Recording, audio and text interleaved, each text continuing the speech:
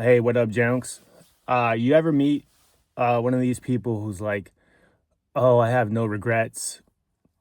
Everything I've done, every decision I've made has made me into who I am today, and I have no regrets," and all this kind of shit. And you're like, "What the fuck, man? Shut up. Shut up." Have you sat down long enough with yourself and actually thought about it? No regrets? Zero regrets? I think there's a Chinese maxim. I think it's Chinese. Uh, Blessed is the man who at the end of his life can look back upon it and have no regrets. Blessed is that man. Fortunate is that man. We are all not that man. Not by far. And for some reason, like people have trouble admitting to fucking bad decisions or regrets that they have in life. And yes, I get it. You learn from your mistakes, but goddamn, that shit still hurts. And I'm gonna share one with you right now. As I mentioned in my first video, which nobody watched, and I don't blame you because I can't bear to watch it myself. That Joan didn't. Anyway, I talk about how I fell in love with poetry and how it was a very difficult thing for me to accept because it made me feel vulnerable and it basically made me feel like a bitch. I didn't see it in the video because my first video was too shy to kind of let my personality really come out, but it made me feel like a bitch. Like I was broken and there was something wrong with me, and but I couldn't stop doing it, and I loved it, and it was like an addiction, that you have to hide, like a heroin addiction that you hide away from friends and family, right? I just could not stop writing, could not stop reading. I loved it that much, and it's become a vocation. I've been doing it, 20, 25 years, however the math works. I don't earn my living by writing poetry. Blessed is that man or woman. Obviously I have a job, but it's a labor of love. I'm gonna do it anyway. So it's everything, right? It's my passion. I identify with it. If you're a poet, you're automatically like, we're gonna be friends, or I'm gonna try to be friends with you. If you're not, then whatever, I'll probably won't even look in your direction. But in any case, in that video, I mentioned how, like I said, I felt vulnerable and it made me feel weird, and I had trouble accepting it for like 4 months, and I hid it from my friends and family, and especially from my brothers. I was living with them at the time, and my oldest brother was like a man's man, right? A really hard dude, and didn't seem to have a sensitive bone in his body.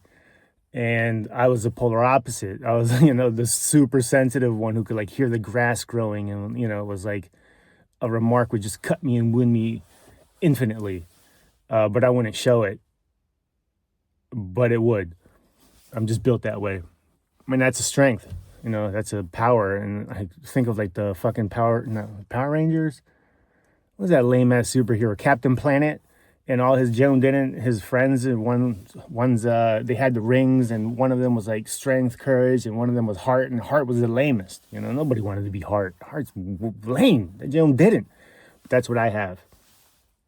And it took me, like I said, 4 months to really embrace that and be like, man, this is actually very powerful. Anyway, I'm getting off track.